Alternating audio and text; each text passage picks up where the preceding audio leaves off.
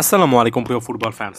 Champions লিগের quarter ফাইনালে first লেগের খেলা চ্যাম্পিয়ন্স লিগের ফেভারিট তত্ত্বের অনেক ইকুয়েশন কিন্তু আসলে পরিবর্তিত করে ফেলেছে, যদিও অনেকে অনেক সময় একেবারে রাইটফুলি বলেন যে এ টাইপের আসলে র্যাঙ্কিং, এ টাইপের আসলে কার সম্ভাবনা কত বেশি এটা আগে থেকে প্রেডিক্ট করা যায় না। আমি একমত, তবে তারপরে জাস্ট রেফারেন্স পয়েন্ট এই মুহূর্তের পারফরমেন্সে আসলে কোন দল এগিয়ে চ্যাম্পিয়ন্স লিগে কার সম্ভাবনা বাড়ছে সেটা নিয়ে একটা আলোচনা করতে চাই। goal.com-কে আরও একবার রেফারেন্স পয়েন্ট হিসেবে মেনশন করছি। এই মুহূর্তে তালিকায় 7 নম্বর স্থানে বর্তমান চ্যাম্পিয়ন অর্থাৎ ডিফেন্ডিং চ্যাম্পিয়ন রিয়াল মাদ্রিদকে রাখা হয়েছে।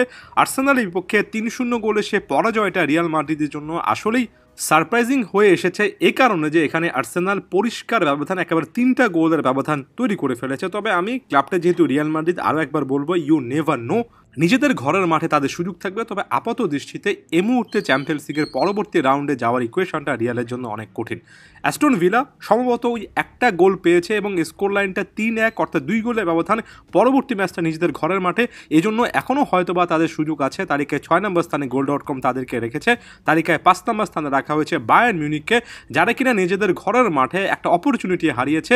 ইন্টার মিলানের পক্ষে 2-1 গোলের পরাজয়টা বায়ার্ন মিউনিখের জন্য আসলে সারপ্রাইজিং, কারণ বায়ার্ন সাধারণত নিজেদের ঘরের মাঠে এমন সিচুয়েশনে হারে না বললেই চলে। তালিকায় 4 নম্বর স্থানে আর্সেনাল উঠে এসেছে। আর্সেনালের জন্য সিজনটা অনেকটুকু কঠিন ছিল এবং সবচেয়ে ইম্পর্টেন্টলি এই ম্যাচের আগে একের পর এক ইনজুরি সংক্রান্ত ইস্যু ছিল। তবে goal.com-এর মতে যেভাবে ডেক্ল্যান রাইস হুট করে ডেভিড বেকহামের মতো ফ্রিকিক নেওয়া শুরু করলেন, যে অসাধারণ দক্ষতা তিনি দেখিয়েছেন এবং চ্যাম্পিয়ন্স লিগের নকআউট স্টেজে দুটো ফ্রিকিক থেকে গোল করলেন, একটা রেকর্ডই করলেন। তার মাধ্যমে কিন্তু আর্সেনাল অনেকটুকু তাদের সিজনটাকে রিভাইভ করেছে।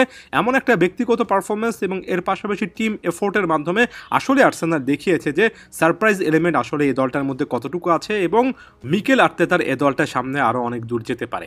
তালিকায় 3 নম্বর স্থানে goal.com রেখেছে ইন্টার মিলানকে, যেখানে তারা বায়ার্নের কাছে জব হাফ ডান বা হাফের চেয়েও একটু বেশি এগিয়ে রেখেছে। সেই জিনিসটা বলবো, নিজেদের ঘরের মাঠে ইন্টার মিলান সত্যিকার অর্থে ডিফেন্সিভ ডিসপ্লেতে আরও বেস্ট পসিবল একটা রেজাল্ট বের করে আনতে পারে। বিশেষ করে বাভারিয়ানদের বিপক্ষে অ্যালিয়ান্স অ্যারেনাতে অর্থাৎ বায়ার্ন মিউনিখের মাঠে গিয়ে তাদেরকে হারানো সহজ কোনো ব্যাপার নয় এবং বিশেষ করে তাদের খুব ভালো ডিফেন্সিভ স্ট্রাকচার এবং কাউন্টার অ্যাটাকিং ফুটবলটা চ্যাম্পিয়ন্স লিগের কনটেক্সটে ট্রফি জয়ের ক্ষেত্রে গুরুত্বপূর্ণ ভূমিকা পালন করতে পারে বলে গোল মনে করছে।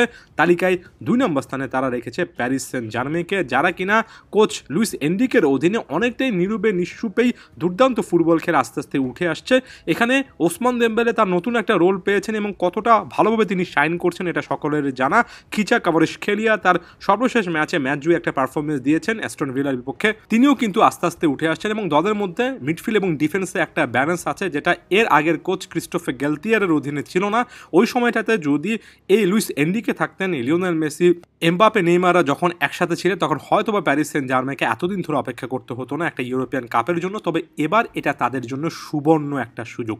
তালিকায় 1 নম্বর স্থানে বার্সাকে রাখা হয়েছে এবং বার্সার যে ব্র্যান্ডের ফুটবল খেলছে, গতবারের এক ফাইনালিস্ট বরুসিয়া ডর্টমুন্ডকে যেভাবে রীতিমতো 4-0 গোলে উড়িয়ে দিয়েছে এবং গোলের মতে যেভাবে তাদের ফ্যান্টাস্টিক ট্রায়ো আছে, রবার্ট লেভানডফস্কি, রাফিনা এবং লামিন ইয়ামাল, এর মধ্যে রাফিনা এবং লেভানডফস্কি তো চ্যাম্পিয়ন্স লিগের এবারে আসলে সর্বোচ্চ 2 গোল স্কোরার, এই ট্রায়োকে একেবারে আনস্টপেবল বলা হচ্ছে। এর পাশাপাশি বাকি প্লেয়ারও আত্মবিশ্বাসে তুঙ্গে আছেন। একই সঙ্গে গোল এটাও মনে করিয়ে দিচ্ছে যে বার্সেলোনা এবং ইন্টার মিলানের মধ্যে সেমিফাইনাল হতে পারে যদি ইন্টার এবং বার্সা এই রাউন্ডটা ক্লিয়ার করতে পারে, অর্থাৎ পরবর্তী ম্যাচে অ্যাগ্রেগেটে ক্লিয়ার করতে পারে এবং এটা একটা এক্সাইটিং প্রসপেক্ট হবে। তবে আপাত দৃষ্টিতে এখন পর্যন্ত চ্যাম্পিয়ন্স লিগের পারফরমেন্সে বার্সাকে সকলে এগিয়ে রাখছে, অন্তত goal.com-এর রিপোর্টে সেটা প্রকাশিত হয়েছে।